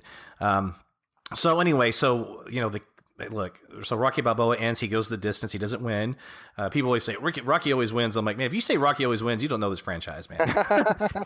Because he lost in 1, he lost in 3, he lost in Rocky Balboa. That's a lot of losses. That's half of the movie. That's half the franchise, and then so this young and I'm going to mention his ethnicity for a reason. Okay, it's relevant. A young black filmmaker by the name of Ryan Coogler pitches an idea to Stallone after Rocky Balboa's success and kind of where that character was at and everything, and he came to him and said, "I would love to do a film about Apollo having an illegitimate son, and you train him essentially." And there was a lot of back and forth for a while, whatever. And then Stallone, when you watch him in an interview, he was talking about it. He's like, I just thought, wow, what a fascinating idea. I never would have thought of that. So to have a spinoff from the Rocky franchise, because obviously there couldn't be another Rocky movie. I mean, there really couldn't after Balboa. Like, don't touch it. Like, I remember going, I love it. Leave it alone. Don't do it. Like, don't make another one. I'm glad you made one after Rocky 5. Don't. But another one after Rocky Balboa where he fights again, that there's just no way to pull that off. So for this young filmmaker to come in and pitch this idea and then Stallone greenlight it, it's another one of those miracles of the franchise. Because Creed could easily have not worked, right? just could have not worked because there is the reason it worked is because it wasn't this manufactured. It wasn't. It came very naturally. It was a very. I love Creed. It's an A+. You know me and my grades. It's just from every single scene, and Ryan Coogler's a creation on this, and for Stallone to come in, and obviously he's involved, right? He's not going to be hands off on his baby, right? But he didn't write it, he didn't direct it, and he gave his best Rocky performance just as an actor, right?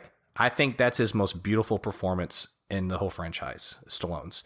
And I think a lot of it probably had to do with the fact that he could just concentrate on he's not choreographing fights, he's not writing it, he's not directing it. He's just there and he's getting lost in his character. And to watch him struggle with cancer, and come out the other end on that, all that stuff, Stallone, and that's a very like, oh yeah, okay, give Rocky cancer, but man, they did such a good job with that in the film. How about this? How about opening of the movie or close to it? And heck, it maybe even be the opening scene anyway. But Paulie's gone now, so now you see him back at the cemetery. He pulls the chair down, and now he's talking to Paulie and Adrian. He's just reading the paper, and that's just a daily routine for him. You're going, oh my gosh, now Paulie's gone. Oh man, and then his son and Zaki, to come full circle on our Rocky, but the kid was a jackass because he doesn't even talk to his dad anymore, right? And his dad don't even talk. He's in New York now or wherever. So then in walks this kid that is Apollo's son, and that whole angle, and it was obviously not his wife's kid. He was obviously having an affair. And then for her to adopt him when he was 10 and raise him as her own and have right after Rocky 3 where we yeah, like all yeah, right. Like after and it just I don't know what my favorite scene in his Creed. It's so hard because there's so many, but I will say this: when Michael B. Jordan is standing there as Adonis and he meets Rocky for the first time in his restaurant, all that whole conversation is probably my favorite scene because it is there. He's dancing with him, he every time Stallone just, who are you again? He's like, so I heard there was another fight between you and him. It's like, who, what? Yeah. Okay. Who are you? Are you a cousin or something? And the way that was all revealed was just great. And then when he said, what's his stepmom's character's name? I can't remember. Is it Marianne? Marianne, yeah. He said, call Marianne if you don't believe me. Oh, yeah, that's right. You haven't talked to her since the funeral. I heard you gave a great speech, though. And you're sitting there going, wow, that was written in. Like, he hasn't talked to Mary Ann since the funeral. There's just something about that, too. Like, why not? Probably because he just couldn't, because he felt responsible for his death. All that you start going through all that, going, he probably felt guilty. He was in the ring. He could have stopped the fight. It's just good stuff, man. And to tie it in, and by the way, for me, it makes Rocky 4 better. I still love Rocky, but Creed 2 will make Rocky 4 better. Yeah, right. We'll get to that in a moment. I'm actually got some concerns about that. We'll talk about, but it just, I think Creed is a phenomenal film, and I think it's another sort of cinematic miracle they pulled off. Zaki, what do you think of when you think of Creed? I think Creed should not have existed. The fact that it did is extraordinary, and it's made because of love, because Ryan Coogler loves his father, and his father loves the Rocky movies. And I was thinking of Ryan Coogler and his father last night as I was prepping for this show. I was kind of going through the Rockies with my boys, and we've watched them all multiple times, and when Creed 2 comes out, we're going to go see that. And I was like, this is something that has been a part of my life. To me, it's like, it's like Star Wars for me. It's the same thing. And by the way, I think I love the fact that Creed came out within weeks of episode 7, and they're both very, very similar. They're both the 7th installment of a franchise that brings back a beloved character, but is really about passing the torch to the new generation. And they do so by essentially retelling the first film in the series. Oh, true. Wow. When you think about it, Zaki, what do you when you say that it shouldn't existed? I'm assuming you mean that shouldn't have worked. That's the franchise was over. Right. It's this. I mean, entirely appropriate. It's $1 million to one shot that paid off, And I remember Rocky Balboa ended, and Rocky waves to us, the camera. He's waving to us, and he literally vanishes. And I remember thinking, I've just said goodbye to a friend who I thought I had said goodbye to, 16 years ago. I got to spend another hour with him, but he's gone now. And then here he is again, 10 years later, and you realize, he's expanded his universe. There's these new characters in this world I care about just as much. I was telling my partner Brian the other day about how I think the greatest thing about Creed is that whenever it cuts away from Rocky, you're never like, okay, come on, let's get back to Rocky. Right. Yeah, it doesn't matter. Because Adonis is such an interesting character. His arc is so fascinating that near the end of the film, the moment when he says, I have to do this. Why? Because I need to know I'm not a mistake. Mm-hmm. Oh my God. I had tears in my eyes because it was such a perfect culmination of that character. He was resentful towards his dad, yet you also knew that he was, I don't want to say obsessed, that's not the right word, but very intrigued by his father as well. Like, I love the scene where he puts on I think it's the fight from Rocky 2. It's the rematch. Yeah, I love that Adonis is just like us. He watches Rocky movies in his spare time. Yeah, right. Yeah, I love that part where he's shadowboxing, and then he doesn't want people to know that is his son. He doesn't want to use the name. And then there's that whole arc, and then there's the gangster music promoter guy, whatever, and he calls him Baby Creed, and that confrontation ensues. Like, there's a lot of, and then when Rocky visits him in jail, he says, "You got my family killed, man." Like, there's just so many, like, this kid's, it's a roller coaster for him. He never knew his dad. His dad was heavyweight champion of the world. He was a product of an affair. Yet at the same time, he was basically raised by Apollo's wife and all his half siblings, which I guess they're all grown and moved on because we don't hear from them. Their mother, and then, but he seeks out Rocky. That's another thing. Let's keep that in mind. It's not like Rocky went to him. He went to the guy that was his dad's best friend, his former nemesis, and the man that was in the ring with him and held his head as he died. And that's the guy he went to seek after. There's also something about that's just really intriguing to me. I think he's a very complex character, and I think Ryan Coogler just knocked it out of the park, man. And the reason I even mentioned his race earlier, the reason I think it's relevant, I think this film needed a young black director. I really do. I think it captured that urban essence that film needed to work. And when you think about his training sequence when he's running, and that only Ryan Coogler could have made that work. And because that could have just been cheesy. It could have just looked like, oh gosh, now here's the young, protege guy that's basically training just like Rocky did in Rocky 2. But no, it works. And then speaking of that particular moment, it kind of gets me choked up, man. Like when he stops, right, and he's done, he starts pounding his chest, and they look up. You see Rocky up in that window. And it's very similar to like where Rocky's priest used to be for him. Right. So there's sort of that, maybe even quasi-religious thing. But Rocky's up there and he's got cancer, and they start chanting for him. Right. Yeah. It becomes about him because he is, and this is the thing that makes this film so beautiful for me, is that they are both fighting and they're helping each other fight. He's not, because Rocky would have laid down and died and let cancer just eat him alive without Adonis. And so here Rocky is nurturing this kid to be an actual fighter and train him. And then Adonis in turn is helping him to be a fighter, to fight for his life, to be there. And that moment where he's, chanting his name and looking up, that's what he's doing there. He's like, we're chanting Rocky because this is the biggest fight you've ever had. It's not Ivan Drago. It's not Clubber Lang. It wasn't my dad. It's this cancer.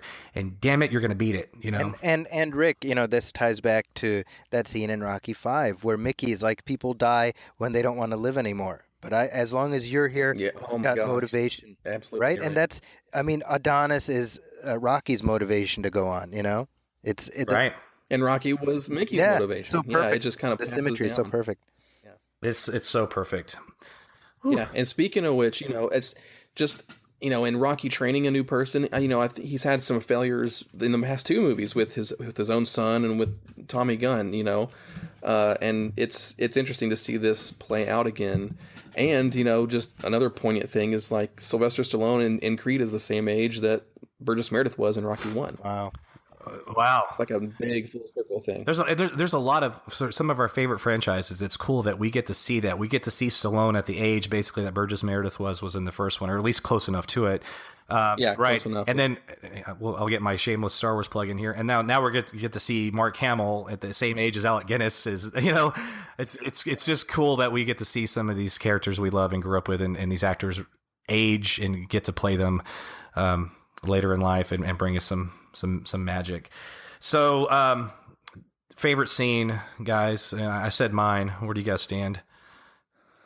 Well, for me, I have a few, but I think what sticks out to me as far as Rocky is when he first gets when Adonis finds out that he has the cancer, and Rocky's talking about how he's ready to move on. He's like, if I could take everything and just give everything that every joy I've had just to spend one more day with my wife, I'd do it.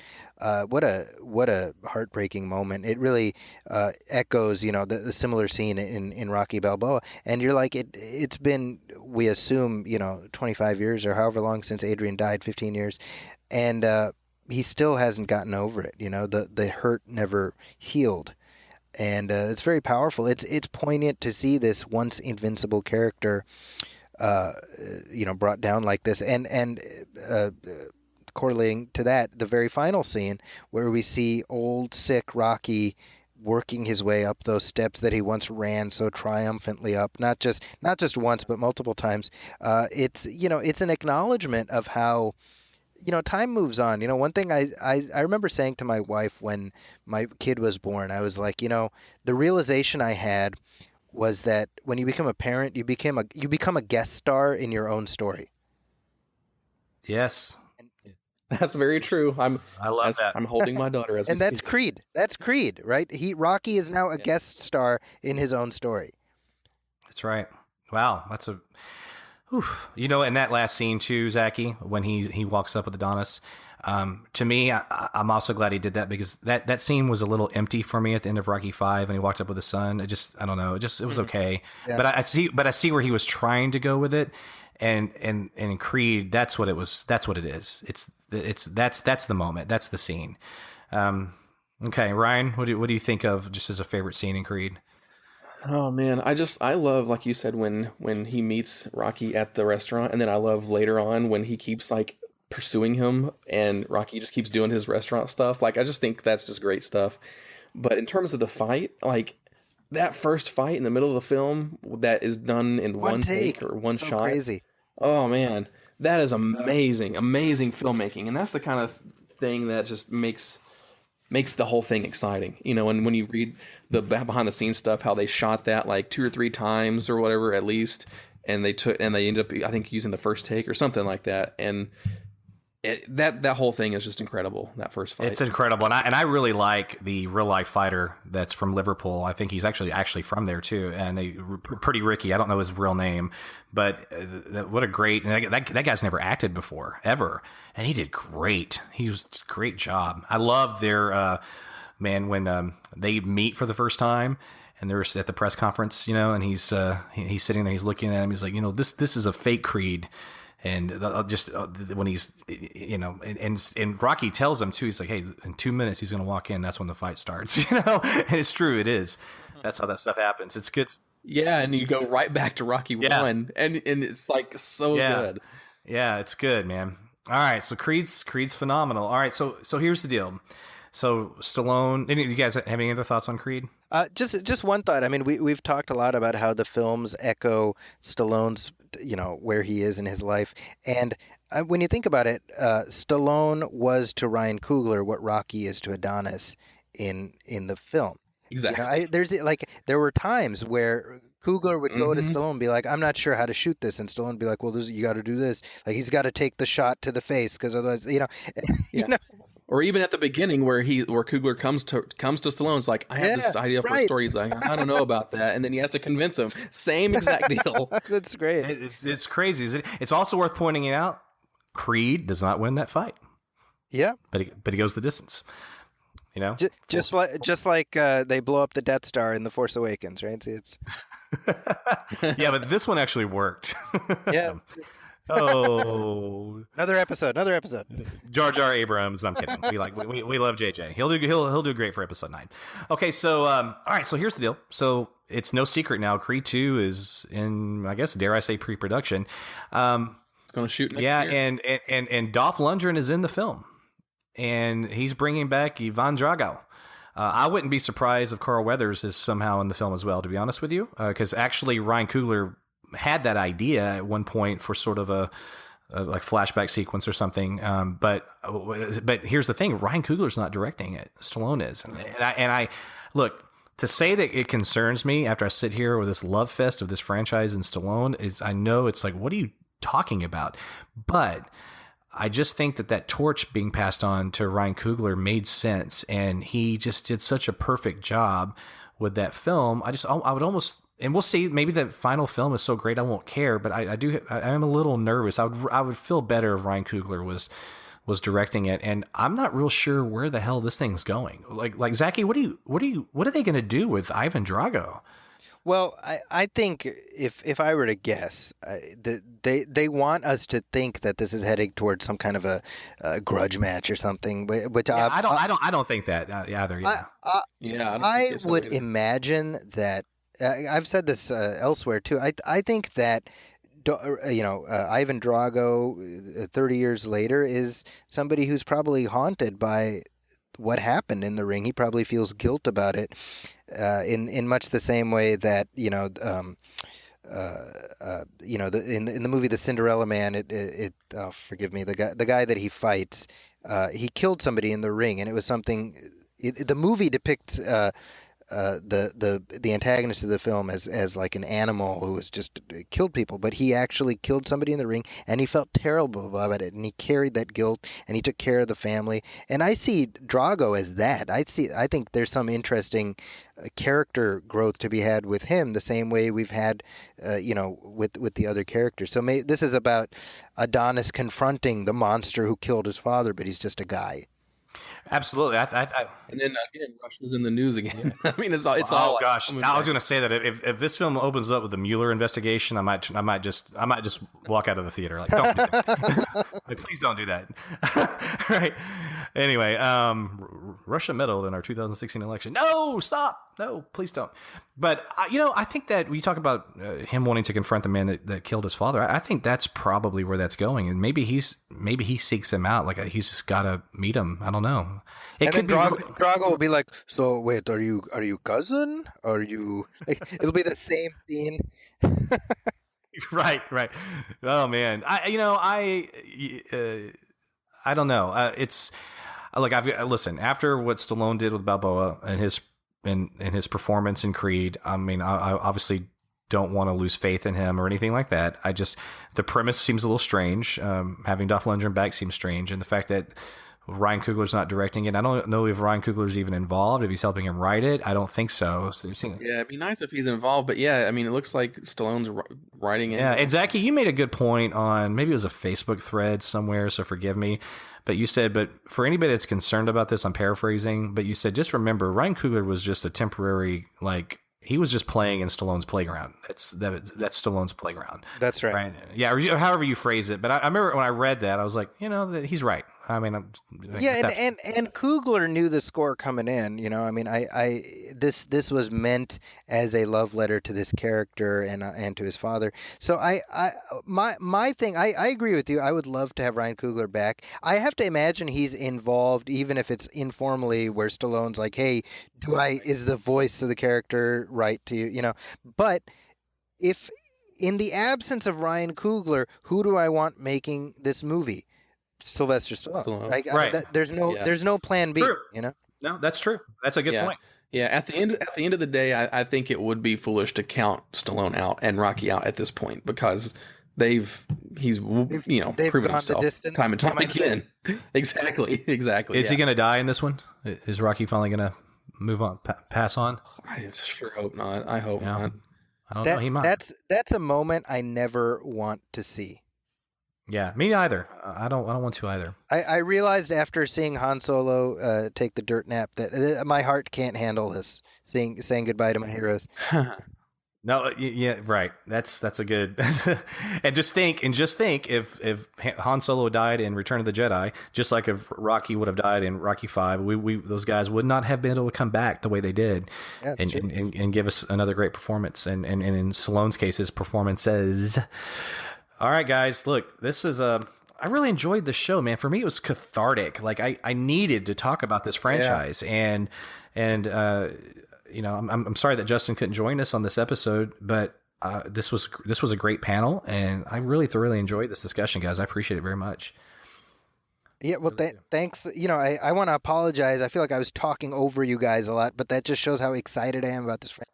Oh, hey, well, listen, but that's the BOF podcast. Some people don't like that about us. Some people love it. We just talk, right? We overlap. Oh no, because we're all of us are very passionate and people, and that's what I love. That's like I just feel like you're just part of this family. Anyway, thanks so much, Zaki.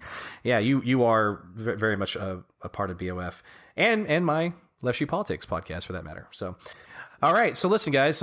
Speaking of Left Shoe Politics, why don't we do some plugs? So let's wrap this up and just know that we love the Rocky franchise, and we're going to all go and support Creed 2, and we hope it's great. Okay, Zaki, let's start with you, man. What do you want to plug? Well, the movie film podcast. We've got our Thor Ragnarok conversation coming up soon. I'm also co-hosting Discovery Debrief, which is hosted by Chris Clow, looking at the new Star Trek Discovery TV series, and I'm a happy member of the crew under Captain Clow, and that's every week, and it's been a lot of fun. If you are enjoying the new Star Trek show, I think you will enjoy listening to our podcast. Yeah, Chris is great, man. You guys make a great team. Ryan, what you got? Yeah, follow me on Twitter at SMB_Ryan. Follow the Robin Everyone Loves the Drake, Tim Drake podcast at ELTD Podcast. We just came out last Wednesday with episode 62. We are discussing our ongoing discussion of Batman Prodigal, which is the first big storyline where Dick Grayson takes over as Batman, which is before a lot of you young kids reading Scott Snyder stuff. Hey Ryan, I got a question. So post Rebirth, yes, have we reestablished that Tim was Robin, or have they just made it that he's always been Red Robin? Oh, I would say to read this latest Lonely Place of Living arc, because they do some really good and much needed retcon type stuff going on. This makes me happy then. Yeah, James Tynion is making a lot of people happy right now. Tim Drake fans. I'm going to go download it. Word up. Yes. All right. The only thing I'm going to plug, guys, follow me on Twitter, Shewrick, SHEWRICK. And then listen, we have a variety of different Justice League watch parties basically all over the country. Ryan, you probably want to jump in on this one too. Just so you know, if you're interested in joining us in Austin, Texas, which is just one of the coolest cities in the country. It really is. We're going to be there. We're going to see at the Alamo Draft House on South Lamar, because there's a couple locations, South Lamar, and it's on Saturday, November 18th. It's the 3:50 p.m. screening. It's the only one. Get your tickets, and then hit me up through Twitter or wherever you can find me if you have any questions about Austin or where to stay or how to get around or whatever. We'd love to see you there. Looks like Warner Brothers is going to be donating us some really cool swag. Bill's working on that, so we're gonna have some cool giveaways for some good Justice League paraphernalia. Wow. Sweet. Yep. That's in the works, and I can say that because Bill's already tweeted about it and posted on Facebook about it. So looking forward to that. So it's just gonna be a lot of fun, and then we're gonna go out afterwards and have a few drinks on Rainy Street and have a few laughs. And whether we like Justice League or don't like it or indifferent about it, doesn't matter. We're gonna have a great time regardless. And Ryan, what about your screening? When is it exactly? Yeah, if you can't make it to Austin, but you live close enough to the Raleigh, North Carolina area, we're doing ours in Cary, North Carolina on the 18th at the Frank Theaters 11. And there's also a Chewy's Tex-Mex right there next to it, which is, one of Bill's most favorite Tex-Mex places. So you can have a taste of Texas in North Carolina if you so choose. A few people already told me they're driving up from like Georgia too, so it's going to be a good time. Chewy's Tex-Mex, the best queso ever. All right, announcer Rachel will take us out. Thank you.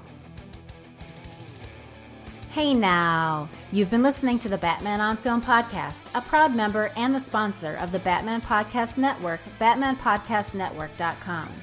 You can listen to the BOF podcast on iTunes, YouTube, Stitcher, Google Play Music, iHeartRadio, Spreaker, TuneIn, and wherever good podcasts like this one can be found. Want to advertise on the BOF podcast? Go to advertisecast.com/the Batman on Film Con podcast. Follow Jet on Twitter at Batman on Film and on BOF's Facebook fan page at facebook.com/jet.batmanonfilm. Email Jet via jet@batman-on-film.com. Follow Rick on Twitter at ShewRick and on Facebook at facebook.com/BOF-Shew. For Jet, Rick, Justin, and Ryan, I'm announcer Rachel. Thanks for listening.